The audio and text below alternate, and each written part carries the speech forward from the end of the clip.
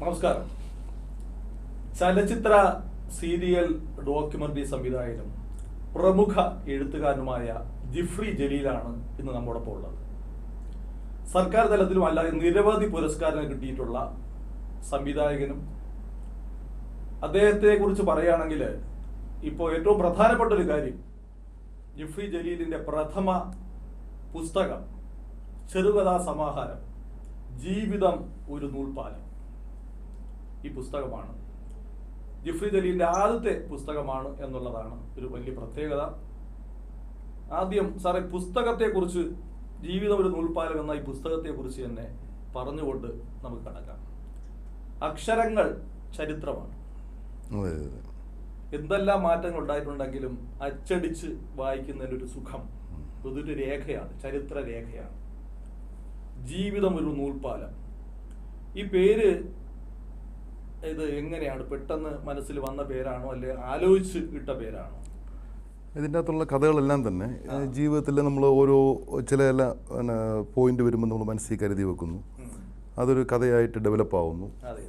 അപ്പം അങ്ങനെ വരുന്ന സമയത്ത് ഈ ജീവിതം എന്ന് പറയുന്നത് എപ്പോഴും പൊട്ടിപ്പോകാം. അത് ബിൽഡപ്പ് ചെയ്യുന്നൊരു, ഇപ്പം നമ്മളിപ്പോൾ ഒരു അയൺ പാലം നിട്ടിരുന്നെങ്കിൽ അത് ജീവിതമാകുന്നില്ല. ഏതൊരു വ്യക്തിയുടെയും ജീവിതം ഒരു നൂൽപ്പാലം തന്നെയാണ്. അത് പൊട്ടിപ്പോകാം, ചിലപ്പോൾ അപ്പുറത്ത് കടക്കുന്ന സമയം വരെ സേഫും ആവാം. ജീവിതം ഉറപ്പില്ല, ആരുടെ ജീവിതം ഉറപ്പില്ല.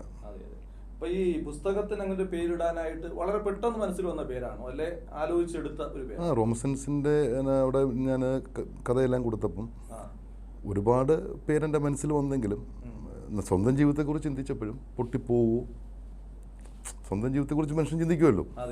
ഇപ്പോഴത്തെ അവസ്ഥ എൻ്റെ എന്താണ്, പൊട്ടിപ്പോകാൻ ചാൻസ് ഉണ്ടോ, പൊട്ടിപ്പോവോ, അങ്ങനെ ചിന്തിച്ചപ്പോഴാണ് ഇങ്ങനൊരു പേരെനിക്ക് മനസ്സിൽ വന്നത്. നമ്മുടെ ജീവിത അനുഭവങ്ങളൊക്കെ തീർച്ചയായിട്ടും എഴുത്തിനെ സ്വാധീനിക്കാറുണ്ട്. ആ ജീവിതാനുഭവങ്ങൾ എഴുത്തിനെ സ്വാധീനിക്കാറുണ്ട് എന്നുള്ളത് എല്ലാവർക്കും അറിയാവുന്ന ഒരു കാര്യമാണ്. കാഴ്ചകളും എഴുതാനുള്ള മെയിൻ കാര്യം, ഞാനിങ്ങനെ ദേവസ്വം ബോർഡ് നിന്നപ്പം എൻ്റെ സുഹൃത്ത് സാജൻ എന്ന് പറയും, ഈ ശ്രീധർ മോട്ടോഴ്സ്. അപ്പം ഞാൻ കുറേ സിനിമകൾ ചെയ്യണം, കുറേ. അപ്പം പുള്ളി വെച്ച് കഥകൾ വല്ലതും ഉണ്ടോ ജിഫ്രി, ഫ്രണ്ട്ഷിപ്പിൻ്റെ ഇതിലാണ്. അപ്പം പുള്ളി പറഞ്ഞു, 2-3 കഥ പുള്ളി ഞാൻ പറഞ്ഞു കൊടുത്തു. അദ്ദേഹം എൻ്റെ അടുത്ത് പറഞ്ഞു, എന്തുകൊണ്ട് നമുക്ക് എഴുതിക്കൂടാ. അപ്പം അതുവരെ ഞാൻ ഇതിനെക്കുറിച്ച് ചിന്തിച്ചിട്ടേ ഇല്ല. അപ്പം അദ്ദേഹം പറഞ്ഞതിൻ്റെ വെളിച്ചത്തിൽ ഞാൻ അദ്ദേഹം തന്നെ DTP സെൻറ്ററിൽ ബന്ധപ്പെടുത്തി. ഞാനിത് എഴുതി, വീട്ടിൽ ഇരുന്ന് എഴുതി. DTP സെൻറ്റർ ആദ്യ ജീവിതത്തിനകത്ത് അനുഭവങ്ങൾ ഇതൊക്കെ.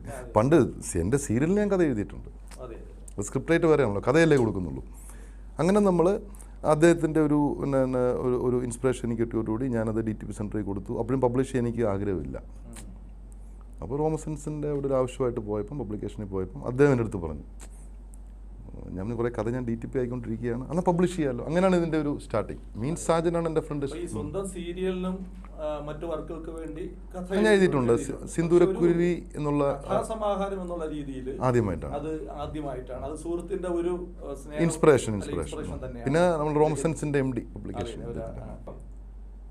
അപ്പോൾ ജഗദീഷ് കോവളം അദ്ദേഹം ഇതിൽ അവതാരിക എഴുതിയിരിക്കുന്ന ഒരു പാരഗ്രാഫ് ഞാൻ വായിച്ചു നോക്കുമ്പോൾ, നമുക്കിടയിലൂടെ സഞ്ചരിച്ച് നാം പലവട്ടം കണ്ടിട്ടും കണ്ണുടക്കാതെ പോയ ജീവിത മുഹൂർത്തങ്ങളെ സൂക്ഷ്മതയോടെ ചികഞ്ഞെടുത്ത് വസ്തുനിഷ്ഠമായി അവതരിപ്പിക്കുന്ന ചുരുക്കം കഥകളുടെ സമ്മോഹന സമ്മേളനമാണ് ജീവിതം ഒരു നൂൽപ്പാലം എന്ന് പേരിട്ടിരിക്കുന്ന ജിഫ്രി ജലീലിന്റെ കഥാസമാഹാരം. വളരെ പ്രസക്തമായ ഒരു വാചകമാണ്. ഈ കഥകളിലെല്ലാം തന്നെ നമ്മൾ ചിന്തിക്കേണ്ടത് ഒരു ഉപദേശമാണ് ഓരോ കഥയും. ഇപ്പോൾ ന്യൂക്ലിയർ എന്നൊരു സബ്ജക്റ്റ് അതിനകത്തുണ്ട്. ഇപ്പോൾ നമ്മൾ നമ്മുടെ കുടുംബത്തിനെ നോക്കുകയാണെങ്കിൽ ഒരാൾ വിവാഹം കഴിക്കുന്നു. ഒരു വിവാഹം കഴിക്കുന്നതോടുകൂടി ഒരു കുടുംബങ്ങൾ തമ്മിലുള്ള ബന്ധമല്ല ആക്ച്വലി ഇവിടെ ഉണ്ടാകുന്നത്, തകരുകയാണ്. അതായത് തീർത്തും സെൽഫിഷ് മൈൻഡിലോട്ട് പോകുന്ന ഒരു കൂട്ടം ആൾക്കാർ. ഈ സെൽഫിഷ് മൈൻഡിലോട്ട് പോകുന്ന ആരും തന്നെ ജീവിതത്തിൻ്റെ ഫൈനൽ സ്റ്റേജിൽ സക്സസ്ഫുൾ ആകുന്നില്ല. ടോട്ടൽ. ഇപ്പം ഒരു ഭർത്താവോ ഭാര്യയോ ആയിരിക്കാം, ചിലപ്പോൾ ഭാര്യ സെൽഫിഷ് മൈൻഡിൽ പോവും, അല്ലെങ്കിൽ ഭർത്താവ് സെൽഫിഷ് മൈൻഡിൽ പോവും. സോഷ്യൽ മെൻറ്റാലിറ്റി കാണിക്കാതെ പോകുന്ന ആർക്കും ജീവിതത്തിൻ്റെ അവസാനം സുഖമാവില്ല. അതാണ് ന്യൂക്ലിയർ എന്നുള്ള സബ്ജക്റ്റിൽ കൂടെ നമ്മൾ കാണിക്കുന്നത്. പിന്നെ അത് മാത്രമല്ല, നമ്മുടെ സംസ്കാരം നമ്മൾ എപ്പോഴും ബലപ്പെടുത്തി പോയാൽ മാത്രം, നമുക്ക് നമ്മുടെ സംസ്കാരമാണ് വലുത്. ബ്രിട്ടീഷുകാരുടെ സംസ്കാരമാണ് വലുത്. അപ്പോൾ നമ്മുടെ സംസ്കാരം നമ്മൾ കുട്ടികളെ പഠിപ്പിച്ചാൽ മാത്രമേ നമ്മൾ ഉദ്ദേശിക്കുന്ന രീതിയിലുള്ള ഒരു വാത്സല്യവും സ്നേഹവും നമ്മുടെ വയസ്സുകാലത്ത് അവർ നമുക്ക് തരുള്ളൂ. അപ്പോൾ നമ്മൾ നമ്മുടെ പിതാവിനോടും മാതാവിനോടും കാണിക്കുന്ന വാത്സല്യം അവർ കണ്ടു വളരണം. അപ്പോൾ സാറിനെ സംബന്ധിച്ച് ഈ പറഞ്ഞതുപോലെ പറഞ്ഞല്ലോ ഒരു വൈകാര്യമായിട്ടുള്ള അല്ലെങ്കിൽ കുടുംബ ബന്ധത്തിന് വളരെയധികം പ്രാധാന്യം കൊടുക്കുന്ന അല്ലെങ്കിൽ നന്മയ്ക്ക് കൂടുതൽ അർത്ഥം കൊടുക്കുന്ന ഒരു എഴുത്തുകാരൻ കൂടിയാണല്ലോ. അത് സാറിന്റെ ഈ കുടുംബ പശ്ചാത്തലം എത്രമാത്രം ആ എഴുത്തിനെ ഒന്ന് പാകപ്പെടുത്തുന്നതിൽ സഹായിച്ചിട്ടുണ്ട്? അല്ല, എൻ്റെ കുടുംബ പശ്ചാത്തലം, എൻ്റെ ഫാദർ ഒരു റിപ്യൂട്ടഡ് ആയിട്ടുള്ള ഒരു ഉദ്യോഗസ്ഥനായിരുന്നു, ഡോക്ടർ PM ജലീൽ. അദ്ദേഹം അറിയപ്പെടുന്ന ഒരു വിദ്യാഭ്യാസ വിജയശ്വരനായിരുന്നു. അദ്ദേഹത്തിൻ്റെ ലൈഫിനെ സ്വാധീനിച്ചിട്ടുണ്ട്.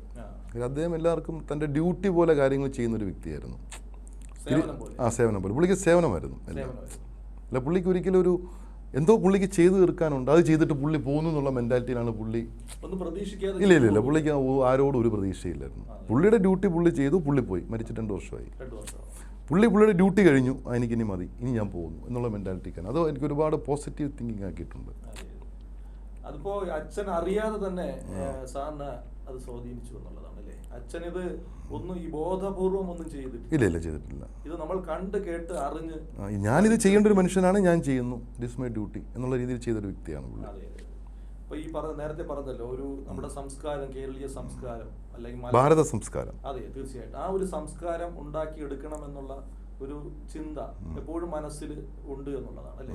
അല്ല, എനിക്ക് മനസ്സിലാക്കിയത്, ഞാൻ ഹോട്ടൽ മാനേജ്മെന്റ് ഡിഗ്രി കഴിഞ്ഞതാണ്, ബാച്ചലർ ഓഫ് ഹോട്ടൽ മാനേജ്മെന്റ്.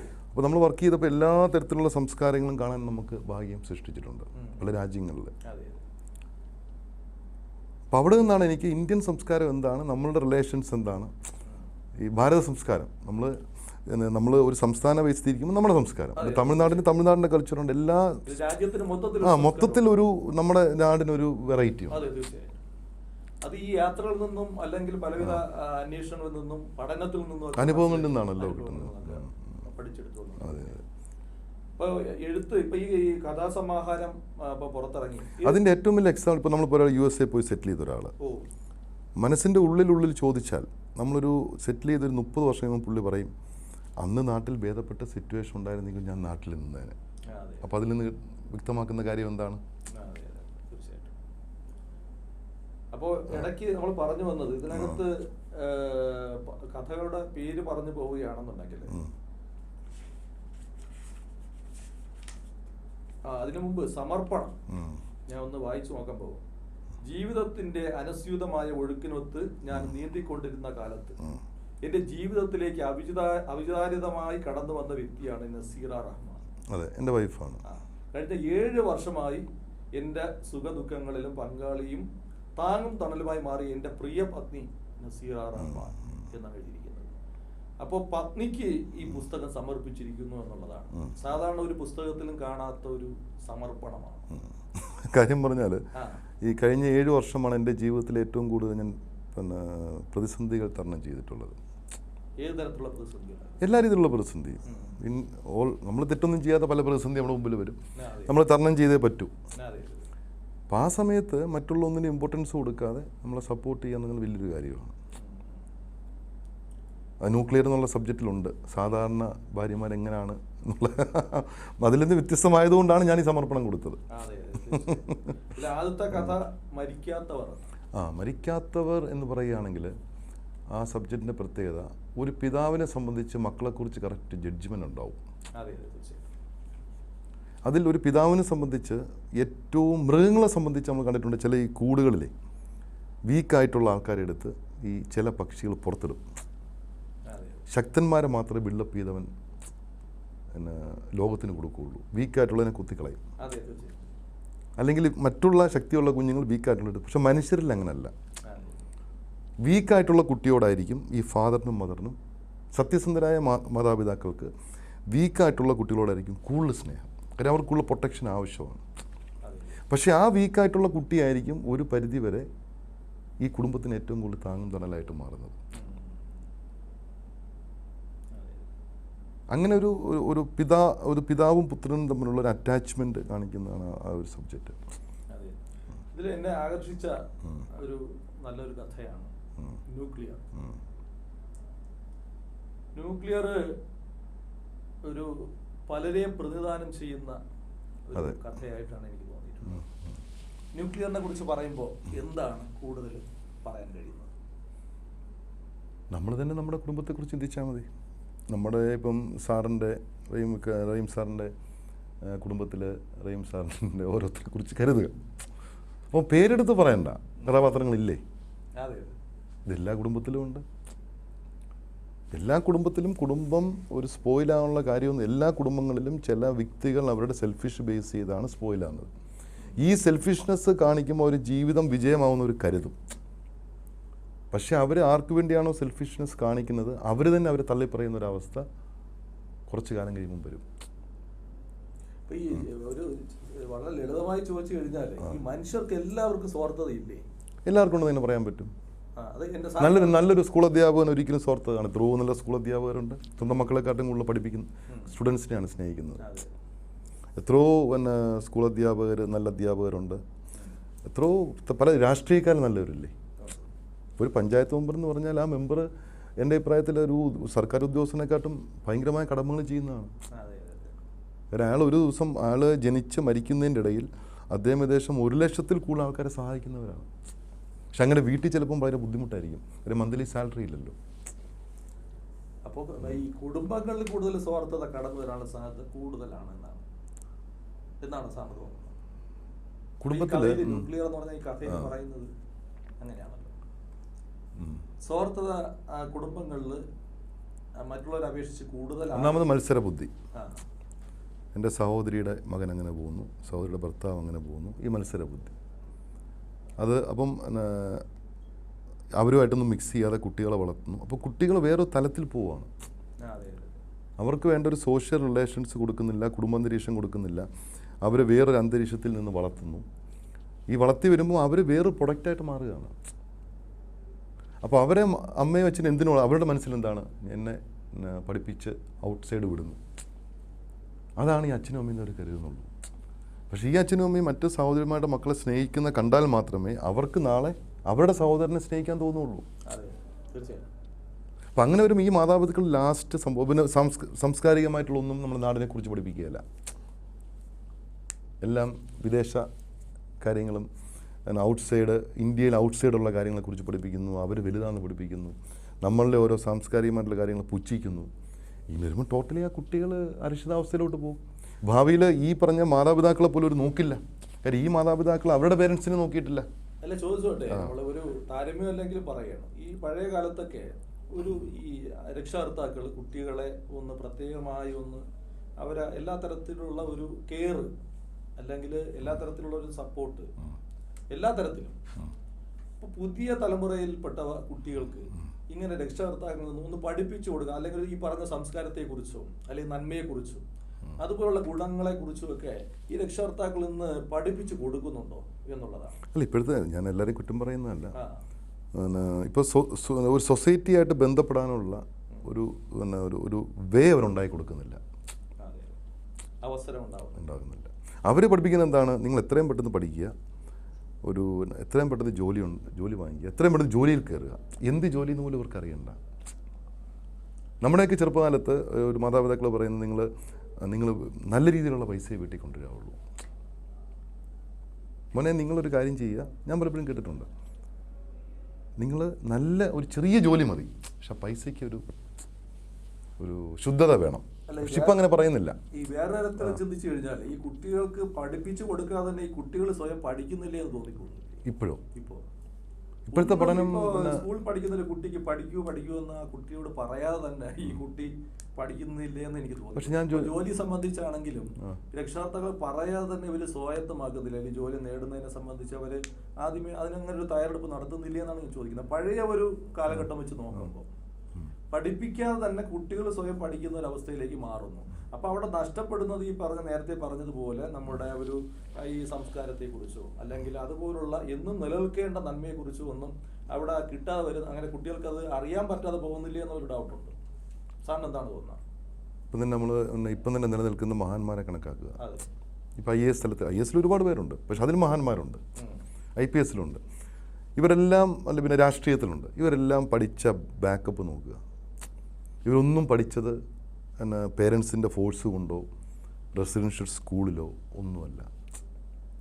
ഇവരൊക്കെ സൊസൈറ്റിയിൽ എല്ലാവരും പഠിക്കുന്ന സ്കൂളിൽ പഠിച്ച് പിന്നെ വിദ്യാഭ്യാസം നേടിയിട്ടുള്ളവരാണ്. ഇപ്പം നമ്മുടെ മെഗാസ്റ്റാറായ മമ്മൂട്ടി എവിടെ പഠിച്ചേ? ആ മേഖലയിൽ അദ്ദേഹം കേരളത്തിലെ ഏറ്റവും വലിയ മനുഷ്യനാണ്. ബഹുമാനപ്പെട്ട മോഹൻലാൽ എവിടെയാണ് പഠിച്ചത്? സുരേഷ് ഗോപി സാർ എവിടെയാണ് പഠിച്ചത്?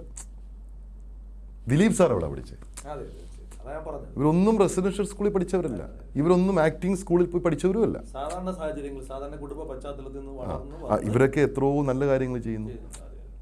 ഇവരൊക്കെ നമ്മൾ അറിയാതെ തന്നെ ഈ പറഞ്ഞ 4 പേരും ഈ എല്ലാവരും ചെയ്യുന്നുണ്ട്.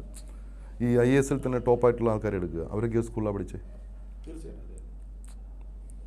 ഇവരൊക്കെ പിന്നെ പബ്ലിക്കുമായിട്ട് മിക്സ് ചെയ്തുള്ള സ്ഥലങ്ങളിൽ പഠിച്ചവർക്ക് മാത്രമേ അങ്ങനെ എത്താൻ പറ്റുള്ളൂ. അതേസമയം മറ്റുള്ളവരെല്ലാം ഒന്നെങ്കിൽ ഔട്ട്സൈഡ് പോവും, മറ്റുള്ള ജോലികളിൽ പോവും, വിസ്മൃതിയിലാണ്ട് പോവും. എന്ന് പറഞ്ഞാൽ, ചുരുക്കി പറഞ്ഞാൽ, ഈ കൂടുതൽ സ്വാർത്ഥത കൊണ്ട് ഈ വളർന്നു വരുന്നില്ലേ എന്ന് തോന്നുന്നില്ലേ പൊതുവിൽ? അതാണല്ലോ ന്യൂക്ലിയർ കാണിക്കുന്നത്. പക്ഷേ ഈ സ്വാർത്ഥത കാണിക്കുന്നാൽ എന്ത് നേടി? എല്ലാം ഉണ്ടെങ്കിലും ചിലത് നഷ്ടപ്പെടുന്ന അവസ്ഥ അല്ലേ? എല്ലാ സൗകര്യങ്ങളും അവർക്കൊന്നുമില്ലല്ലോ. ഒന്നുമില്ല. അവർ ആ സ്ത്രീ എന്താണ്? ആ സ്ത്രീയുടെ അവസ്ഥ ഇനി ഒരുപാട് സ്ത്രീകൾക്ക് ഈ കേരളത്തിലുണ്ടാകാൻ പോകുന്നുണ്ട് ഈ ജനറേഷൻ കഴിയുമ്പോൾ. ഒരു സ്ത്രീയല്ല. ഇപ്പം നമ്മൾ പല ന്യൂസ് കാണുന്നുണ്ട്, ഫ്ലാറ്റുകളിൽ ജഡം അഴുകി. എന്തുകൊണ്ട് അഴുകി? അവർ ഈ മക്കളെ വിട്ട് പഠിപ്പിക്കുമ്പോൾ അവർ ഒരു അക്ഷരം പഠിപ്പിച്ചിട്ടില്ല. എന്താണ്? ഇവരുടെ സഹോദരിയോ ഇവരുടെ മറ്റുള്ള ബന്ധുക്കളെയോ ഇവർ സ്നേഹിച്ചിരുന്നെങ്കിൽ അവരെ കെയർ ഓഫ് ചെയ്ത് കുട്ടികൾക്ക് വിട്ടൂടെ? ഒരു രീതിയിലുള്ള സാമൂഹ്യ ബോധവും ഒരു രീതിയിലുള്ള പരസ്പര സ്നേഹവും പഠിപ്പിക്കാതെ കുട്ടികളെ വിട്ടപ്പം കുട്ടികൾ ഇതേ ചെയ്യുള്ളൂ. തീർച്ചയായും. അപ്പോൾ എന്തായിരുന്നാലും ജീവിതം ഒരു നൂൽപ്പാലം എന്ന പുസ്തകം വായനക്കാരിലെത്തിയ ഇപ്പോൾ എത്രമാത്രം ഒരു സന്തോഷകരമായിട്ടുള്ള പ്രതികരണം? അല്ല, ഇത് വായിക്കുന്ന ആൾക്കാർക്ക് സന്തോഷം വരില്ല. ഇത് എഴുത്തുകാരനല്ല ഞാൻ ചോദിച്ചത്. ഒരു ഇത് സന്തോഷിക്കാൻ വേണ്ടി എഴുതിയതല്ല. ഇത് ഫസ്റ്റ് സബ്ജക്റ്റ് വായിക്കുന്നവന് തോന്നേണ്ടത് പിന്നെ എന്താണ് തോന്നേണ്ടത്? ഫസ്റ്റ് സബ്ജക്റ്റ് വായിക്കുന്നവർക്ക് ഒരു വീക്കായിട്ടുള്ള ഒരു സഹോദരനാണ് ഒരു ഡോക്ടറിനെയും ഒരു അഗ്രികൾച്ചർ ഓഫീസറിനെയും വലുതാക്കി പഠിപ്പിച്ച് ചായ വിറ്റാണ്. ഇതൊക്കെ ഒരു ഗുണപാഠങ്ങളാണ്. ഇത് വായിച്ച് ആരും സന്തോഷിക്കില്ല. ഞാൻ ചോദിച്ചത് ഈ പുസ്തകം എഴുതിയ ആളെന്നുള്ള രീതിയിൽ, എഴുത്തുകാരൻ എന്നുള്ള രീതിയിൽ വായനക്കാരിലേക്ക് എത്തിയപ്പോൾ ഈ പുസ്തകം വായിച്ച് പ്രേക്ഷകൻ നിന്ന് കിട്ടിയിട്ടുള്ള, എഴുത്തുകാരൻ എന്നുള്ള രീതിയിൽ കിട്ടിയിട്ടുള്ള പ്രതികരണം, സന്തോഷകരമായ പ്രതികരണം എങ്ങനെയായിരുന്നു എന്നാണ് ഞാൻ ചോദിച്ചത്. പലരും റിവീൽ ചെയ്യുന്നുണ്ട് അവരുടെ തെറ്റുകളോ പല തെറ്റുകൾ അവർക്ക് സ്വയം ബോധ്യപ്പെടും. എന്തായിരുന്നാലും എഴുത്തുകാരൻ എന്ന രീതിയിൽ ഒരു സംതൃപ്തി ഉണ്ടാവുമല്ലോ അല്ലേ? ഒരു പുസ്തകം പുറത്തിറക്കി അത് തീർച്ചയായിട്ടും അതിനകത്തൊരു രാഷ്ട്രീയക്കാരുടെ സബ്ജക്റ്റ് ഉണ്ട്. അതൊക്കെ അതൊരു കോമഡിയാണത്. പക്ഷേ നമ്മൾ എല്ലാവരും പറയുന്നു പൊളിറ്റീഷ്യൻസ് ആണ്. ഞാൻ മനസ്സിലാക്കിയെടുത്തോളം ഈ 47 വയസ്സുള്ള ജീവിതത്തിനകത്ത് ഞാൻ മനസ്സിലാക്കിയെടുത്തോളം ഏറ്റവും കൂടുതൽ ജനങ്ങളെ സഹായിക്കുന്നത് ഈ പഞ്ചായത്ത് മെമ്പറും ഈ ജനങ്ങളാൽ തിരഞ്ഞെടുക്കപ്പെടുന്ന ആൾക്കാർ തന്നെയാണ്. അവർ തന്നെയാണ്. ഇപ്പോൾ ഞാൻ പറയാം, ഇപ്പം നമ്മൾ പലരെയും കണ്ടിട്ടുണ്ട്, ഒരു ഭാര്യ ഭർത്താവ് കല്യാണം കഴിക്കുന്നു, ഒരു വീട്ടിൽ താമസിക്കുന്നു. നമ്മൾ നോക്കിക്കുമ്പോൾ തന്നെ ഒരു 10-20 വർഷം കഴിയുമ്പോൾ അയാൾ മരിക്കുന്നു. അയാൾ ആ കുടുംബത്തിന് മാത്രമേ ഗുണപ്പെട്ടിട്ടുള്ളൂ. അയാൾ വേറെ ആർക്കും ഗുണപ്പെട്ടിട്ടില്ല ലോകത്ത്. അതേസമയം അങ്ങനെ ഒരു വ്യക്തിയാണ് ഞാൻ വേറൊരു കഥയിൽ ഒരു കഥ അതിനകത്തുണ്ട്. അതിൽ കൊടുത്തിരിക്കുന്നത് അദ്ദേഹം പെൻഷനായിട്ടൊരു ലൈഫ് ജീവിച്ചു. അദ്ദേഹം സാമൂഹിക സേവനമായിട്ടാണ് ജീവിച്ചത്. നാടിന് വേണ്ടപ്പെട്ടവനായിട്ട് മാറി വെറും 5-6 വർഷം കൊണ്ട്. മറ്റേത് കുടുംബത്തിന് വേണ്ടി മാത്രം ജീവിച്ചു. മക്കൾ വിദേശങ്ങളിൽ പോയി, മറ്റേത് വിദേശങ്ങളിൽ പോയി, ഭാര്യ മരിച്ചുപോയി. പിന്നെ അദ്ദേഹം സൊസൈറ്റിക്ക് വേണ്ടി ജീവിച്ചപ്പം അദ്ദേഹം എല്ലാവർക്കും വേണ്ടപ്പെട്ടവനായിട്ട് മാറി എന്നുള്ളതാണ്. ഒരു മരം നട്ടാൽ മതി. നമ്മൾ റോഡ് സൈഡിൽ ഒരു പുളിമരം നട്ട് കഴിഞ്ഞാൽ ഈ പുളി നിൽക്കുന്നിടത്തോളം കാലം ആൾക്കാർ പറയും അത് റഹീം നട്ടതാണ്. അത് പണ്ട് ഇന്ന സ്ഥലത്ത് ജീവിച്ചിരുന്ന റഹീം നട്ട മരമാണ്. മറ്റേത് നമ്മൾ മരിക്കുന്നതോടെ തീർന്നു. നമ്മൾ എന്തിനു ജീവിച്ചു?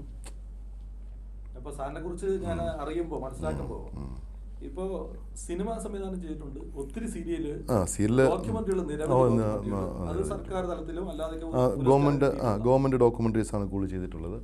ഞാൻ ചെയ്ത ഒരു വർക്ക് പോലും ജനങ്ങൾക്ക് ഉപകാരപ്രദമല്ലാത്ത വർക്കുകളില്ല. വ്യക്തമായൊരു എനിക്ക് ആ ലക്ഷ്യം. ഞാൻ ഉപകാരപ്രദമല്ലാത്തവർക്ക് ചെയ്യില്ല. ഞാൻ സിനിമയാണെങ്കിൽ സിനിമ ഇപ്പോൾ ഒരു പടം ചെയ്ത് ഒരു പകുതിയായിട്ട് നിൽക്കുകയാണ്.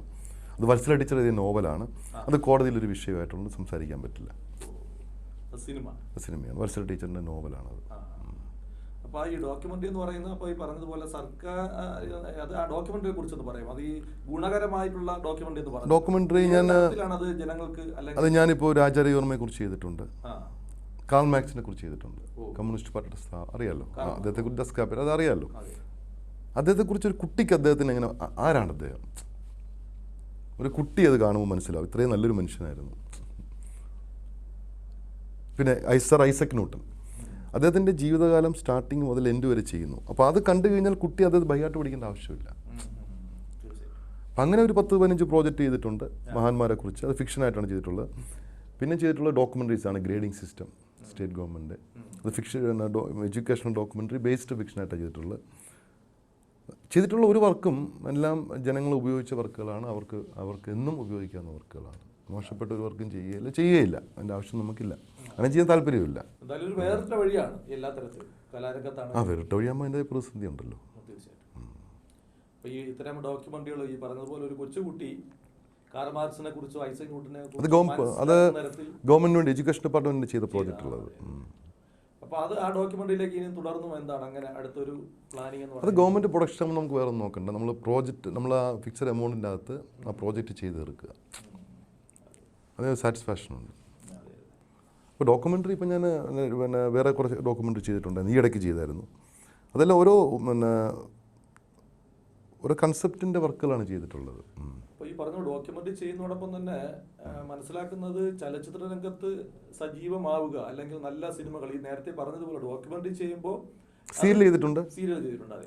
അപ്പോൾ ഈ ഡോക്യുമെൻ്ററി ചെയ്യുമ്പോഴും അല്ലെങ്കിൽ ഒരു സീരിയൽ ആണെങ്കിൽ പോലും അതിനകത്ത് എന്തെങ്കിലും എൻ്റെ ഒരു സീരിയലിന് ഫിലിം ക്രിറ്റിക്സ് അവാർഡ് കിട്ടിയിട്ടുണ്ട്. ഒരു നിമിഷം സൂര്യ TV 2002 അത് ഓരോ 5 മിനിറ്റ് ഓരോ കഥ പറയുന്നത്. അതിന് ഫിലിം ക്രിറ്റിക്സ് നമ്മുടെ മഹാനായ സുഗു പാൽക്കുളങ്ങരയാണ് എൻ്റെ സ്ക്രിപ്റ്റ്. എൻ്റെ സ്ക്രിപ്റ്റിന് ഫിലിം ക്രിറ്റിക്സ് അവാർഡ് കിട്ടിയായിരുന്നു. അപ്പോൾ ഈ പറഞ്ഞ പോലെ ചലച്ചിത്രത്തെ കുറിച്ച് പറയുമ്പോൾ ഏറ്റവും വലിയൊരു മാധ്യമം ഫസ്റ്റ് വർക്ക് സിന്ദൂരക്കുരുവിയായിരുന്നു. ക്യാപ്റ്റൻ രാജസാറായ നായകനായിട്ട് അഭിനയിച്ചു സീരിയൽ. അതിൻ്റെ കഥ എൻ്റെതായിരുന്നു. അത് സ്കൂൾ മാസ്റ്ററിൻ്റെ കഥയായിരുന്നു. അല്ല, എൻ്റെ കഥയാണ്. സിന്ദൂരക്കുരുവിക്ക് എൻ്റെ കഥയായിരുന്നു. ബാക്കി അതിൻ്റെ സ്ക്രിപ്റ്റ് വാമനപുരം മണിയായിരുന്നു.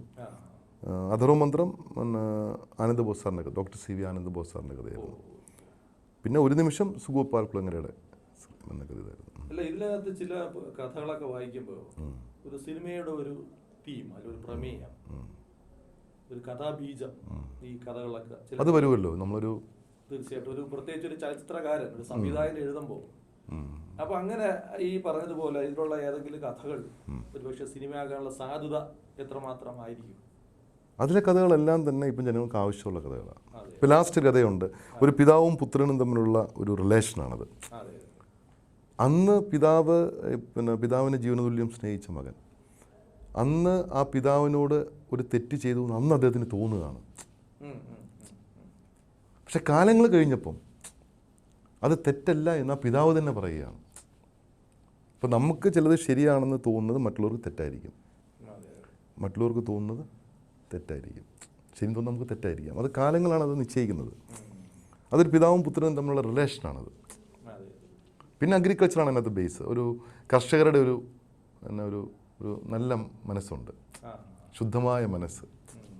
അതാണ് അതിൽ കൂടെ നമ്മൾ വിളിച്ചതുകൊണ്ടിരുന്നത്. എന്തായാലും ഒരു സിനിമാറ്റിക് ആയിട്ടുള്ള അല്ലെങ്കിൽ സിനിമയ്ക്ക് പറ്റിയ കഥകൾ കൂടിയാണ് ഇതിനകത്ത് ഉള്ളത് എന്നുള്ളതാണ്. അതെല്ലാം സിനിമയ്ക്ക് പറ്റിയ കഥകൾ തന്നെയാണ്. അപ്പോൾ അത് ഉടനെ ഏതെങ്കിലും സിനിമ ആകാനുള്ള ഒരു പ്ലാനിങ് എന്തെങ്കിലും തീരുമാനം എടുത്തിട്ടുണ്ടോ? എനിക്ക് ആദ്യത്തെ സബ്ജക്റ്റും രണ്ടാമത്തെ സബ്ജക്റ്റും അച്ഛനും മകനായിട്ടുള്ള റിലേഷൻ, ചായക്കട ബേസ് ആയിട്ടുള്ള സബ്ജക്റ്റും, പിന്നെ ന്യൂക്ലിയറും എനിക്കൊരു ആഗ്രഹമുള്ള സബ്ജക്റ്റാണ്. അതിൻ്റെ ഒരു വർക്ക് ഉടനെ തുടങ്ങാനുള്ള സാധ്യത അങ്ങനെ എന്താണ്? അതിൻ്റെ ഒരു ന്യൂക്ലിയറിൻ്റെ എനിക്ക് ഏകദേശം പ്രൊഡക്ഷനായി വരുന്നുണ്ട്. അതൊക്കെ ലോ ബഡ്ജറ്റ് ചെയ്യാൻ തീർക്കാവുന്ന സബ്ജക്റ്റുകളാണത്.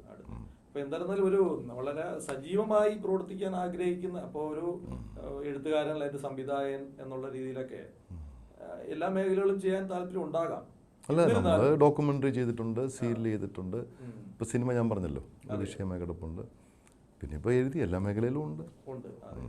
അടുത്തിനി ഈ പറഞ്ഞ ന്യൂക്ലിയർ പോലുള്ള കഥകൾ സിനിമയാക്കുക എന്നുള്ളതാണ് ഇപ്പോഴത്തെ ഒരു ഇതിൻ്റെ അകത്തുള്ള 2-3 കഥകൾ എനിക്ക് സിനിമയാക്കാനുള്ളതാണ്. ന്യൂക്ലിയർ ബേസ് ആയിട്ട് അത് ഇപ്പോൾ ആവശ്യമുള്ള സബ്ജക്റ്റാണത്. ഇപ്പം താങ്കൾ നേരത്തെ കല്യാണം കഴിയുന്നതോടുകൂടി വിവാഹബന്ധം ഉണ്ടാകുകയല്ല ഇപ്പം ചെയ്യുന്നത്. ഇപ്പം എല്ലാം തകരുകയാണ് ചെയ്യുന്നത്. പറയാൻ കഴിയുമോ? തീർത്ത് ഇപ്പോഴത്തെ റഹീം സാറേനൊന്ന് ചിന്തിച്ചു നോക്കി. നിങ്ങളൊരു കല്യാണം നടന്ന വീട് നോക്കുക, അതിനുശേഷം പിന്നീട് വീട്ടിൽ പോവുക. ഒരാളെ ക്യാപ്ചർ ചെയ്തെടുക്കുകയാണ്. റിലേഷൻ അല്ല, അവിടെ ഒരിടത്തുനിന്ന് ഒരാൾ എടുത്തുകൊണ്ട് പോവുകയാണ്. അതിൽ എന്നാലും സാറിൻ്റെ ഒരു കാഴ്ചപ്പാടിൽ എന്തുകൊണ്ടായിരിക്കാം ഇങ്ങനെയൊക്കെ സംഭവിക്കുന്നത്? ഈ തരത്തിലൊക്കെ എത്ര പെട്ടെന്ന് ആ ഒരു വിവാഹബന്ധത്തിലേക്ക് അത് സംഭവിക്കാൻ കാരണം എന്തായിരിക്കും? കാരണം എന്ന് പറയുകയാണെങ്കിൽ സെൽഫിഷ്നെസ്, മത്സരബുദ്ധി. അതെ അതെ. ഇപ്പോൾ മനുഷ്യന് ജീവിക്കാൻ പറ്റുന്ന എല്ലാ സൗകര്യങ്ങളും ഉണ്ടല്ലോ. പക്ഷേ സ്വാർത്ഥത, അല്ലെങ്കിൽ നമ്മൾ ഇംഗ്ലീഷ് പറഞ്ഞാൽ ഈഗോ എന്നൊക്കെ പറയുന്ന ഒരു വികാരമോ വിചാരമോ ഒക്കെ കടന്നു വരുന്നു എന്നുള്ളതാണ്. അതൊക്കെ ആയിരിക്കാമോ ഇതിൻ്റെ ഒരു കാരണം? ഇപ്പം മനുഷ്യർക്ക് ജീവിക്കാൻ എന്തുണ്ട്? പണ്ടത്തെ മനുഷ്യരല്ലേ ശരിക്കും ജീവിച്ചവർ. ഇപ്പം ആര് ജീവിക്കുന്നുണ്ട്? ഒരു ഫ്ലാറ്റിൽ ജീവിക്കുന്ന ഒരു കുട്ടി ജനിക്കുന്നു, ആ ഫ്ലാറ്റിൽ അവൻ പഠിക്കുന്നു, 4 ചുവരുകൾക്കകത്ത് പഠിക്കുന്നു, സുഹൃത്തുക്കളില്ല. കുറച്ച് കഴിഞ്ഞ് അവൻ വിദേശത്തോട്ട് പോകുന്നു, പിന്നെ അവിടെ സെറ്റിലാവുന്നു, അല്ലെങ്കിൽ തിരിച്ചു വരുന്നു. ഇപ്പം എന്ത് ജീവിതം? പണ്ടത്തെ ആൾക്കാരല്ലേ ജീവിച്ച് മരിച്ചവർ. പണ്ടത്തെ ആൾക്കാർക്ക് പറയാൻ ഒരുപാടുണ്ട്, ഇപ്പോൾ ആൾക്കാർക്ക് പറയാൻ എന്തുണ്ട്? അല്ല സാർ, ഇപ്പോഴത്തെ ഈ ഒരു വർത്തമാനകാല ജീവിതത്തെ എങ്ങനെയാണ് കാണുന്നത്? അല്ലെങ്കിൽ അത് ആ ഒരു ജീവിതത്തിൽ സന്തോഷവാനാണെന്ന് ചോദിച്ചു കഴിഞ്ഞാൽ അങ്ങനെ ആവാം, അല്ലെങ്കിൽ ഒരു അതൃപ്തി ഉണ്ടോയെന്ന് ആണ് മറുപടി എന്നുണ്ടെങ്കിൽ അത് അല്ല. ഇപ്പോഴത്തെ കുട്ടികളുടെ പ്രശ്നം എന്ന് പറഞ്ഞാൽ ഇപ്പോഴത്തെ ജനറേഷൻ്റെ അവർക്ക് ഏറ്റവും വലുത് എന്താണെന്ന് അറിയില്ല. ഏറ്റവും വലുത് ഒരു മനുഷ്യന് ഏറ്റവും വലുത് എന്താണ്? റഹീമിനെ സംബന്ധിച്ച് ഏറ്റവും വലുത് എന്താണ്? റഹീം സാറിനെ സംബന്ധിച്ച് ഏറ്റവും വലുത് ഏറ്റവും പറഞ്ഞു കഴിഞ്ഞാൽ സന്തോഷം എന്ന് പറയേണ്ടി വരും. ആ സന്തോഷം ഉണ്ടാണെങ്കിൽ എന്ത് വേണം? ഏറ്റവും വലുത് എന്താണ് ജീവിതത്തിൽ? ഏറ്റവും വലുതെന്ന് പറയുന്നത് കുടുംബമാണ്. അല്ല, കുടുംബം ഉണ്ടാകണമെങ്കിൽ നമുക്ക് എന്ത് വേണം? കുടുംബം ഉണ്ടാവണമെങ്കിൽ തീർച്ചയായിട്ടും അല്ലേ, വേറെ ചോദിച്ചു കഴിഞ്ഞാൽ അറിവ് വേണമെന്നൊക്കെ പറയേണ്ടി വരും. പലതും നമുക്കൊരു സ്ഥലം വേണമല്ലോ. സ്ഥലം വേണം. അപ്പോൾ നമുക്ക് ചിന്തിക്കുകയാണെങ്കിൽ ലോകത്ത് ഏറ്റവും ഒരു മനുഷ്യന് വലുത് ഇടം. അപ്പോൾ ഇന്ത്യക്കാരനെ സംബന്ധിച്ച് സ്വന്തം രാജ്യമാണ് ഏറ്റവും വലുത്. അത് കഴിഞ്ഞിട്ട് അച്ഛനും അമ്മയും എല്ലാവരും ഉള്ളൂ. അതാണ് ഇപ്പോൾ ആർക്കും അറിയാത്തത്. സ്വന്തം ജന്മനാട്, അതിനാണ് ലോകത്ത് ഏറ്റവും ഒരു മനുഷ്യൻ. അതിപ്പോൾ ഒരു അമേരിക്ക ആയിരിക്കാം, ഒരു ഇപ്പോഴത്തെ ഇന്ത്യൻ ജനറേഷനെ സംബന്ധിച്ച് അതാണ് അവർ കൂടുതൽ പ്രോംപ്റ്റ് ചെയ്യേണ്ടത്. എനിക്ക് ഈ സ്ഥലമില്ലെങ്കിൽ ഒരു സ്ഥലവും ഇല്ല. ലോകത്ത് എവിടെ പോയാലും, ഇപ്പോൾ അന്റാർട്ടിക്കയിൽ പോയി ഒരു ഇന്ത്യക്കാരൻ പ്രതിസന്ധിയിലായാലും ബന്ധപ്പെടേണ്ടത് നമ്മുടെ വിദേശകാര്യമന്ത്രിയാണ്. ആണോ? എല്ലാവരും സ്വപ്നം കാണുന്ന അമേരിക്കയിലെ വിദേശകാര്യമന്ത്രി അല്ല. ഇന്ത്യൻ വിദേശകാര്യമന്ത്രി കേരള മുഖ്യമന്ത്രിയെ വിളിച്ച് ചോദിക്കും. അങ്ങനെ മാത്രമേ അവൻ അവിടെ നിന്ന് ഊരി വരാൻ പറ്റുള്ളൂ, അവിടുന്ന് രക്ഷപ്പെട്ട് വരാൻ പറ്റുള്ളൂ. അപ്പോൾ നമുക്ക് നമ്മുടെ രാജ്യത്തിനോടുള്ള ആ ഒരു സ്നേഹവും ബഹുമാനവും സംസ്കാരം, രാജ്യസ്നേഹം, സംസ്കാരമായിട്ട് ബന്ധമുണ്ടല്ലോ. അവിടെ ജാതി മതമൊന്നുമില്ല. നമ്മുടെ സംസ്കാരം ഇന്ത്യൻ സംസ്കാരമാണ്. അത് ഇപ്പം നഷ്ടപ്പെട്ടു പോകുന്നതുകൊണ്ടാണ് ന്യൂ ജനറേഷൻസിൽ ഈ പ്രതിസന്ധി.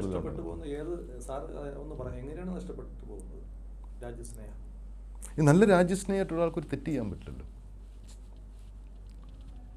നല്ല രാജ്യസ്നേഹിയായിട്ടുള്ള ഒരാൾക്ക് ഒരു ചെറുപ്പക്കാരന് തെറ്റ് ചെയ്യാൻ പറ്റില്ല. അവൻ സാമൂഹ്യ ബോധം ഉള്ളവനായിരിക്കും, മതങ്ങൾക്കപ്പുറത്ത് ആൾക്കാരെ കാണുന്നതായിരിക്കും.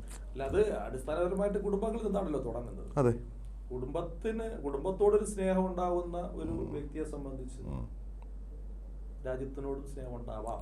അല്ല, കുടുംബത്തോട് അവന് ആ സ്നേഹം എന്ന് അങ്ങനെ കുടുംബത്തോട് സ്നേഹം ഉണ്ടാകുന്നവന് രാജ്യസ്നേഹം ഓട്ടോമാറ്റിക്കലായിട്ട് ഉണ്ടല്ലോ. ഈ കുടുംബത്തോട് സ്നേഹം കുറയുന്നതാണ് രാജ്യസ്നേഹം കുറയാൻ കാരണമെന്ന് വേണമെങ്കിൽ പറയാം. അതായത് ഇപ്പോഴത്തെ നമ്മൾ മനസ്സിലാക്കിയെടുത്തോളം എന്ത് ചെയ്യുന്നു എന്ന് ചോദിച്ചാൽ, ഞാൻ എഞ്ചിനീയറിംഗ് പഠിക്കുന്നു, അത് എനിക്ക് പുറത്തോട്ട് പോകണം. പണ്ട് പുറത്തോട്ട് പോകുന്നത് ഗൾഫ് കൺട്രിയിൽ പോകാനാണ് പറയുന്നത്. ഇപ്പം അങ്ങനെയല്ല പറയുന്നത്, എവിടെയും പോയി സെറ്റിലാകാൻ പോവാണ്.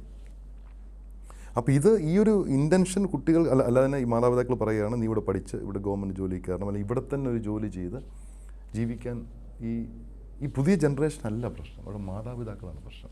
ഞാനും റഹീമും അടങ്ങുന്ന ആ ഏജ് ഗ്രൂപ്പിലുള്ള മാതാപിതാക്കളാണ് ഇപ്പോൾ ഉള്ള ന്യൂജൻ്റെ പ്രശ്നങ്ങൾക്ക് മെയിൻ റീസൺ ന്യൂജൻ അല്ല, ഇപ്പോഴുള്ള കുട്ടികളല്ല, നമ്മളടങ്ങുന്ന രക്ഷിതാക്കളാണ്. നമ്മളുടെ ഏജ് വയസ്സുള്ള രക്ഷിതാക്കളാണ് ഇപ്പോൾ അരക്ഷിതാവസ്ഥയ്ക്ക് കാരണം. ന്യൂജനെ പറഞ്ഞിട്ടൊരു കാര്യമില്ല. ഇപ്പോൾ ഒരു കുട്ടിയെ കൊണ്ട് ചേർക്കുന്നു, റെസിഡൻഷ്യൽ സ്കൂളിൽ കൊണ്ട് ചേർക്കുന്നു, ഒരു ഗവൺമെൻറ് സ്കൂളിൽ ചേർത്താൽ തീരാവുന്ന പ്രശ്നങ്ങളേ ഉള്ളൂ.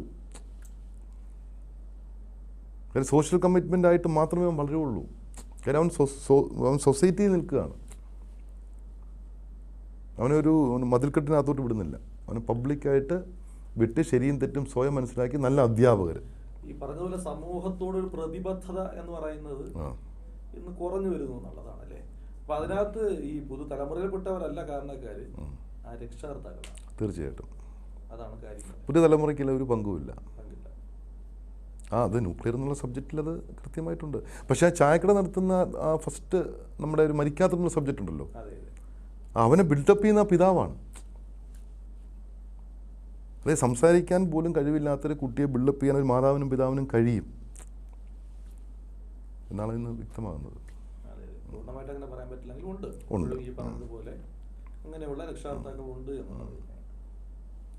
അപ്പോൾ ഇപ്പോൾ ന്യൂജൻ്റെ പ്രശ്നങ്ങളല്ല, നമ്മുടെ ഏജ് വയസ്സുള്ള മാതാപിതാക്കളുടെ വിഷയങ്ങളാണ്. അവരെ പണ്ട് കാര്യമില്ല, അവർ നിരപരാധികളാണ്. പുതുതലമുറയോട് പിന്നെ നമുക്ക് ഇപ്പോൾ ഒരു എഴുത്തുകാരൻ എന്നുള്ള രീതിയിൽ, ഒരു സംവിധാനം എന്നുള്ള രീതിയിൽ, ഒരു വ്യക്തിപരമോ അല്ലെങ്കിൽ ഒരു വ്യക്തി എന്നുള്ള രീതിയിൽ, ജിഫ്രി ജലീൽ എന്ന ഒരു വ്യക്തി എന്നുള്ള രീതിയിൽ, ഇപ്പം നേരത്തെ പറഞ്ഞു ഏതൊരു വർക്ക് ചെയ്യുമ്പോഴും ഗുണകരമായിരിക്കണം എന്നുള്ള വ്യക്തമായ ഒരു ലക്ഷ്യമുണ്ടെന്ന് പറഞ്ഞത്. അപ്പോൾ ഈ ഒരു കാലഘട്ടം ഇങ്ങനെയാണ്, വർത്തമാന കാലഘട്ടം ഇങ്ങനെയാണ് എങ്കിലും ഇപ്പോൾ താങ്കളെ സംബന്ധിച്ച് ഓരോന്ന് ചെയ്യുമ്പോഴും അതിനൊരു വ്യക്തത, അത് എന്ത് കാര്യം, ഒരു വർത്തമാനം പറയുന്ന കാര്യമാവട്ടെ, അല്ലെങ്കിൽ പുസ്തകം എഴുതുന്ന കാര്യമാവട്ടെ, ഒരു സിനിമ ചെയ്യുന്ന കാര്യമാവട്ടെ, എന്താണെങ്കിലും അത് മറ്റുള്ളവർക്ക് ഗുണകരമായിരിക്കണമെന്ന് വ്യക്തമായ ഒരു ലക്ഷ്യം, ഒരു ചിന്ത. അങ്ങനെ ഒരു പ്രോജക്റ്റ്, അങ്ങനെ പ്രോജക്റ്റുകൾ ചെയ്യാനാണ് എനിക്ക് താല്പര്യം. എന്തിനാണല്ലേ നമ്മൾ ചെയ്തിട്ട് എന്തിനാണ്? കേവലം മണി മോട്ടീവ് മാത്രമല്ലാത്ത കാര്യങ്ങൾ ചെയ്യാനാണ്. മണി മോട്ടീവും വേണം, ജീവിക്കണമല്ലോ. അതോടൊപ്പം നല്ല നല്ല സംഭവങ്ങൾ ചെയ്യുക, അത് നിലനിൽക്കുകയുള്ളൂ.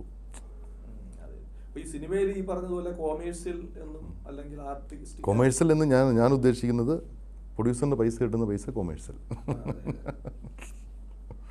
സാറിന്റെ മനസ്സിലുള്ള ഒരു സങ്കല്പം, ഒരു സിനിമയെ കുറിച്ചുള്ള ഒരു എന്താണ്, ഒരു ചിത്രം, ഒരു സിനിമ എന്തായിരിക്കണം? അല്ലെങ്കിൽ അത് പല നിർവചനങ്ങളും സിനിമയെ കുറിച്ചുണ്ടാകും, എന്നാലും സാറിന്റെ മനസ്സിലുള്ള ഒരു സിനിമ എന്താണ് എന്നുള്ളതാണ്. എനിക്ക് പ്രിയദർശൻ സാറിൻ്റെ സിനിമകൾ ഇഷ്ടമാണ്. ആൾക്കാർ ഹാപ്പി ആയിട്ട് ഇറങ്ങി വരുന്നു, രസിപ്പിക്കുന്നു. അതുപോലെ വാത്സല്യം പോലുള്ള നമ്മളെ കൊച്ചിനെ സാർ ചെയ്ത് മമ്മൂട്ടി സാർ അഭിനയിച്ച ആ പടം, അതും ഗ്രേറ്റ് പിക്ചറാണ്, ഒരുപാട് അറിവ് നൽകുന്ന പിക്ചറാണ്. അറിവ് മീൻസ് ഒരു കുടുംബ ബന്ധങ്ങളുടെ സ്ട്രെങ്ത്ത്, നമുക്ക് വേണ്ടി കുടുംബത്തിൽ സാക്രിഫൈസ് ചെയ്യുന്ന ഒരാളുണ്ട് എന്നൊരു ബോധം നമ്മളെല്ലാ കുടുംബത്തിലും ഉണ്ടാവും. അവരെ റെസ്പെക്റ്റ് ചെയ്യാൻ പറ്റിയില്ലെങ്കിൽ ഒരു വാത്സല്യം സിനിമ കണ്ട് ഇറങ്ങുന്ന ആൾ തീർച്ചയായിട്ടും ആ അമ്മാവനെ ചെന്ന് കണ്ടിരിക്കും. പക്ഷെ പ്രിയദർശൻ സാറിൻ്റെ സിനിമ കാണുന്നവർ നമ്മൾ എൻജോയ് ചെയ്ത് ഇറങ്ങി വരികയാണ്. ഞാൻ കാലാപ്പാനി പോലുള്ള സിനിമയല്ല ഉദ്ദേശിക്കുന്നത്. പ്രിയദർശൻ സാറിൻ്റെ ഒരു കോമഡി സിനിമ നമ്മൾ കാണാൻ കയറി കഴിഞ്ഞാൽ അത് നല്ല കോമഡി ആയിരിക്കും. പഠിക്കാൻ ഒരുപാട് കാര്യങ്ങളും ഉണ്ട് ടെക്നീഷ്യൻ എന്നുള്ള നിലയിൽ. തിരിച്ചിറങ്ങി നമ്മൾ ഹാപ്പി ആയിരിക്കും. അല്ലാതെ സാറ് പറഞ്ഞപ്പോൾ ഞാൻ ഓർക്കുന്ന ഒരു കാര്യം, ഇവിടെ നിത്യഹരിത നായകൻ നസീർ സാറിൻ്റെ ഒരു ഇന്റർവ്യൂ അടുത്ത സമയത്ത് ഇടയ്ക്കിടയ്ക്ക് കണ്ടിട്ടുണ്ട്, ഞാൻ വീണ്ടും കണ്ടു. അപ്പോൾ കണ്ടപ്പോൾ അദ്ദേഹം പറഞ്ഞൊരു കാര്യം എന്ന് പറയുന്നത്, അദ്ദേഹത്തിൻ്റെ കുറേ പ്രൊഡ്യൂസേഴ്സ് സമീപിച്ചു, 2-3 സിനിമകൾ സംവിധാനം ചെയ്യണമെന്ന് പറഞ്ഞു. അതിലൊരു സിനിമ അദ്ദേഹം സംവിധാനം ചെയ്യാനായിട്ട് ഒരുങ്ങുന്ന ഒരു സമയമാണ്. അപ്പോൾ ഈ ചോദ്യാർത്ഥം ചോദിച്ചു ഏതെങ്കിലും സിനിമ ആയിരിക്കും എന്ന് ചോദിച്ചപ്പോൾ അദ്ദേഹം പറഞ്ഞു, ഞാൻ ചെയ്യുമ്പോൾ ഒരു കൊമേഴ്സ്യലായിട്ടുള്ള ആൾക്കാരെ രസിപ്പിക്കുന്ന സിനിമ. പക്ഷേ സാറി പറഞ്ഞ കറക്റ്റാണ്. എൻ്റെ കഥയായിട്ട് ഈ പറഞ്ഞ യാതൊരു ബന്ധവുമില്ല. പക്ഷെ എൻ്റെ കഥയുള്ള സിനിമ ഞാൻ ചെയ്യുന്ന എന്തിനെന്ന് വെച്ച് കഴിഞ്ഞാൽ അതൊരു സ്റ്റഡി മെറ്റീരിയലാണ്. ഇപ്പോൾ വാത്സല്യം ഒരു സ്റ്റഡി മെറ്റീരിയലാണ്. മഹാനായ ലോകദാസ് സാർ പോയി, അദ്ദേഹം പോയതുകൊണ്ട് നഷ്ടപ്പെട്ടതൊന്നും സിനിമ ലോകത്തിന് സംഭവിച്ച നഷ്ടമെന്ന് പറഞ്ഞാൽ ഭീകരമാണ്. അതുപോലെ തന്നെ ഇപ്പോൾ ആർട്ടിസ്റ്റുകൾ ആരുണ്ടെന്ന് പറയാൻ പറ്റില്ല, ഒരുപാട് വലിയ വലിയ ആൾക്കാരുണ്ട്. പക്ഷെ പോയപ്പം വേണിച്ചേട്ടൻ തന്നെ ഇപ്പം പോയി. ഇതൊക്കെ ആര് നേതൃത്വം? നേരത്തെ പറഞ്ഞതിന്റെ ഒരു തുടർച്ച എന്ന് പറയുന്നത്, അപ്പോൾ നസീർ സാറ് സംവിധാനം ചെയ്യാനിരുന്ന സിനിമ എന്ന് പറയുന്നത് പ്രേക്ഷകരെ രസിപ്പിക്കുന്ന സിനിമയായിരിക്കണം എന്നാണ് അദ്ദേഹം പറഞ്ഞത്. അപ്പൊ നേരത്തെ സാറ് പറഞ്ഞൊരു കാര്യവും, പ്രേക്ഷകരെ രസിപ്പിക്കുന്ന സിനിമകളും നമ്മുടെ മനസ്സിൽ സ്വാധീനിക്കും. ഇപ്പൊ വാത്സല്യം പോലുള്ള നമ്മളെ അമരം അമരം എന്താണ് അതിൽ വ്യക്തമാക്കുന്ന ഒരുപാട് കാര്യങ്ങളുണ്ട് ഭരതൻ സാറിന്റെ. അപ്പൊ ആ സിനിമയെ കുറിച്ച് നമ്മൾ ചർച്ച ചെയ്യുന്നത് തന്നെ, അല്ലെങ്കിൽ ആ പേര് പറയുന്നത് തന്നെയാണ് ആ സിനിമയുടെ പ്രസക്തി. വാത്സല്യം എന്ന് പറയുന്നതും അമരം എന്ന് പറയുന്നതും തനിയാവർത്തനം എന്ന് പറയുന്നതും അങ്ങനെയുള്ള പല സിനിമകളെ കുറിച്ച് നമ്മൾ ചർച്ച ചെയ്യുന്നത് തന്നെയാണ് ആ സിനിമയുടെ പ്രസക്തി എന്നുള്ളത്. അപ്പോൾ എന്തായിരുന്നാലും പിന്നെ സാറിപ്പോ ഈ പുസ്തകം ആദ്യത്തെ കവിതാ സമാഹാരമാണെങ്കിലും തീർച്ചയായിട്ടും സുഹൃത്തിന്റെ ഒരു പ്രചോദനത്തിൽ നിന്നാണെങ്കിലും അടിസ്ഥാനപരമായിട്ട് ഒരു എഴുത്തുകാരനായതുകൊണ്ട് പുസ്തകം ഇപ്പോഴാണ് ഇറങ്ങിയതെങ്കിലും അതിനുമുമ്പ് സാറ് എഴുത്തുകാരൻ തന്നെയായിരുന്നു. ഞാൻ 1.5 വർഷമായിട്ട് 2 വർഷമായിട്ട് എൻ്റെ പ്രിപ്പറേഷനിലായിരുന്നു. പക്ഷെ എഴുതാനുള്ള മെന്റാലിറ്റി ഇല്ലായിരുന്നു. എനിക്ക് ചെയ്യാനുള്ള സിനിമകൾ എന്നുള്ള നിലയിൽ കഥ ഞാൻ ബിൽഡപ്പ് ചെയ്തതാണ്. തീർച്ചയായിട്ടും ഇപ്പൊ ഈ പറഞ്ഞതുപോലെ ഈ വായനക്കാരെ സംബന്ധിച്ച് പുസ്തകങ്ങൾ എപ്പോഴും നല്ല പുസ്തകങ്ങൾ കിട്ടിയാൽ അത് വായിക്കാനായിട്ടുള്ള ഒരു കൂട്ടം അത് എന്നും ഉണ്ടായിട്ടുണ്ട് എന്നുള്ളതാണ്. നല്ല പുസ്തകങ്ങൾ വായിക്കാനായിട്ട് ആ പുസ്തകം കാത്തിരിക്കുന്ന, ആ പുസ്തകം വായിക്കാൻ ആഗ്രഹിക്കുന്ന ഒരുപാട് പേര്, ഒരുപാട് വായനക്കാരെ എന്നും ഉണ്ടായിട്ടുണ്ട്. ലോകം ഉണ്ടായ കാലം തൊട്ട് ഇന്ന് വരെയും എന്ന് വിചാരിക്കുന്നു. അപ്പോൾ സാറ് ഇങ്ങനെ ഒരു പുസ്തകം പുറത്തിറക്കി എന്നുള്ളതാണ്. അത് മനോഹരമായ ഒരു കവർ പേജാണ് ഇതിനകത്ത് വന്നിട്ടുള്ളത്. ഒരു അർത്ഥവത്തായ ഒരു കവറാണ് ഇതിനകത്ത് വന്നിട്ടുള്ളത്. അപ്പോൾ തീർച്ചയായിട്ടും പിന്നെ ഇതുപോലുള്ള പുസ്തകങ്ങൾ ഈ പറഞ്ഞ പോലെ നാളെ സമൂഹത്തോട് പറയുന്നത് ഈ പുസ്തകങ്ങളാണല്ലോ നാളെ ഈ പുതുതലമുറയോട് അല്ലെങ്കിൽ വരുന്ന തലമുറയോട് പറയുന്നത് ഇപ്പൊ ഇതിനകത്ത് വന്നിട്ടുള്ള കഥകളെല്ലാം സാറിന്റെ ജീവിതവുമായിട്ടും സാറിന്റെ സുഹൃത്തുക്കളുമായിട്ടും അല്ലെങ്കിൽ കണ്ടും കേട്ടും അറിഞ്ഞതുമായിട്ടുള്ള കഥകളുടെ ഒരു സമാഹാരം തന്നെയാണ് ഇതിനകത്ത്. എനിക്ക് പറയാനുള്ള കുറെ കാര്യങ്ങൾ ഞാൻ കഥകളിലൂടെ പറഞ്ഞിട്ടുണ്ട് എന്നുള്ളത്. അപ്പോൾ തീർച്ചയായിട്ടും അപ്പോൾ ഡോക്യുമെന്ററി സംവിധാനം എന്നുള്ള രീതിയിലും ഈ പറഞ്ഞതുപോലെ പ്രത്യേകിച്ച് സർക്കാർ തന്നെ അത്തരം ഡോക്യുമെന്ററികൾ ചെയ്യാനായിട്ട് ഏൽപ്പിക്കുന്നു. അതിലൂടെ ഒരുപാട് അംഗീകാരങ്ങൾ കിട്ടി. 8 വർഷം മുമ്പാണ്. 2 വർഷം മുമ്പാണ്. 8 years. അതെ. അപ്പോൾ അതെല്ലാം ഒരു കലാകാരൻ, ഒരു സംവിധാനം എന്നുള്ള രീതിയിൽ, ഡോക്യുമെന്ററി മേക്കർ എന്നുള്ള രീതിയിൽ, അല്ലെങ്കിൽ ഇപ്പോൾ സീരിയലിന്റെ പോലെ ഈ പറഞ്ഞതുപോലെ ക്യാപ്റ്റൻ രാജ് സാറിനെ ഉൾപ്പെടെയുള്ളവർ അതിനകത്ത് കഥാപാത്രങ്ങളായി മാറിയിരുന്നു എന്നുള്ളത് ഒക്കെ ഏറ്റവും നല്ലൊരു കാര്യമാണ്. ഒരു സംവിധാനത്തിന്റെ ഒരു മികവ് തന്നെയാണ് തീർച്ചയായിട്ടും. അപ്പോൾ പുസ്തകവും അതുപോലെ എത്തി. അടുത്ത് ഇപ്പോൾ ഈ പറഞ്ഞതുപോലെ സാറിൽ നിന്ന് നമ്മൾ ഈ പറഞ്ഞതുപോലെ പ്രേക്ഷകർ അല്ലെങ്കിൽ വായനക്കാരൊക്കെ ഒരുപാട് പ്രതീക്ഷിക്കുന്നുണ്ടാവുമല്ലോ. അപ്പോൾ ഇത്തരം പുസ്തകങ്ങൾ അല്ലെങ്കിൽ ഇതിനേക്കാളും ഞാൻ പറഞ്ഞത് ഇതുപോലൊരു പുസ്തകം വേറെ ഇല്ല. ഇനി വരുന്ന വേറൊരു പുസ്തകമായിരിക്കും, അത് വേറൊരു രൂപത്തിലായിരിക്കാം. അപ്പോൾ തീർച്ചയായിട്ടും അങ്ങനെയുള്ള പുസ്തകങ്ങൾ ഒരുപാട് ഉണ്ടാകട്ടെ. അതുപോലെ തന്നെ നല്ല സിനിമകൾ ഈ പറഞ്ഞതിൽ രസിപ്പിക്കുകയും ആൾക്കാരുടെ മനസ്സിനെ സ്വാധീനിക്കുകയും ചെയ്യുന്നത്. ഒന്നുകിൽ രസിപ്പിക്കണം, അതല്ലെങ്കിൽ ഒരു ലെസൺ, ഒരു പാഠം. തീർച്ചയായിട്ടും കാണുമ്പോൾ എന്തെങ്കിലും അവരുടെ മനസ്സിൽ പതിയുന്ന തരത്തിലുള്ള ചിത്രങ്ങൾ ഉണ്ടാവുക. ഇപ്പോൾ ഡോക്യുമെന്ററിയെ കുറിച്ച് ഞാൻ വീണ്ടും ഓർത്തു പോകുന്നത് കാർൽ മാർക്സിനെ പോലുള്ളവരെ കുറിച്ചുള്ള ഡോക്യുമെന്ററി ചെയ്യുക എന്ന് പറയുന്നത് ഫിക്ഷനാണ് ചെയ്തിരിക്കുന്നത്. അതൊക്കെ ഒരു ഈ പറഞ്ഞതുപോലെ അതൊരു പറഞ്ഞല്ലോ മറ്റു കലാകാരന്മാരിൽ നിന്നും സംവിധാനത്തിൽ നിന്നും മാറി ചിന്തിക്കുന്ന ഒരു വ്യക്തി ആയതുകൊണ്ടാണ് അങ്ങനെയുള്ള ഇന്ന വർക്കുകളായിരിക്കണം ചെയ്യേണ്ടത് എന്ന്, ഇന്ന വർക്കാണ് ഞാൻ ചെയ്യേണ്ടത്, ഇന്ന സിനിമയാണ് ഞാൻ ചെയ്യേണ്ടത് എന്നുള്ള ഒരു ധാരണ തീർച്ചയായിട്ടും ഉണ്ട് എന്നുള്ളത് തന്നെയാണ്.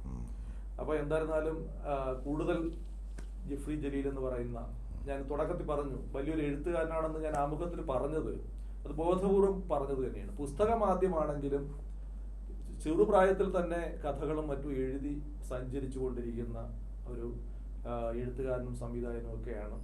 ഒപ്പം തന്നെ സമൂഹത്തോട് പ്രതിബദ്ധത ഉണ്ട്, അത് ഉണ്ടാകണമെന്ന് വ്യക്തമായ ഒരു ലക്ഷ്യം അല്ലെങ്കിൽ വ്യക്തമായ ഒരു ചിന്തയുള്ള ബോധമുള്ള ഒരു കലാകാരൻ കൂടിയാണ്. ഒരു പിന്നെ രാജ്യത്തോട് വളരെയധികം സ്നേഹമുള്ള ഒരു പൗരൻ കൂടിയാണ് എന്നുള്ളതാണ് സത്യം. എന്തായിരുന്നാലും ജിഫ്രി ജലീൽ സാറിനെ കുറിച്ച് ഈ പരിമിതമായ സമയത്തിനിടയ്ക്ക് കുറേ കാര്യങ്ങൾ മനസ്സിലാക്കാൻ പറ്റിയതിലും കുറേ കാര്യങ്ങൾ ചോദിച്ചറിയാൻ പറ്റിയതിലും വളരെയധികം സന്തോഷമുണ്ട്. സാറിന് ഈ പറഞ്ഞതുപോലെ എല്ലാ തരത്തിലുള്ള വിജയങ്ങളും ഉണ്ടാകട്ടെ, ഒരുപാട് നല്ല പുസ്തകങ്ങൾ ഉണ്ടാകട്ടെ, നല്ല സിനിമകൾ ഉണ്ടാവട്ടെ, നാളെ ഓർക്കപ്പെടുന്ന നല്ല വർക്കുകൾ, നല്ല രചനകൾ, നല്ല സിനിമകൾ, അത് ഏത് രൂപത്തിലായിരുന്നാലും ഏത് തരത്തിലുള്ള വർക്കുകളായിരുന്നാലും ഉണ്ടാകട്ടെ എന്ന് പ്രതീക്ഷിച്ചുകൊണ്ട് പ്രാർത്ഥിച്ചുകൊണ്ട് ഈ വർത്തമാനം തൽക്കാലം അവസാനിപ്പിക്കുന്നു. നന്ദി, നമസ്കാരം.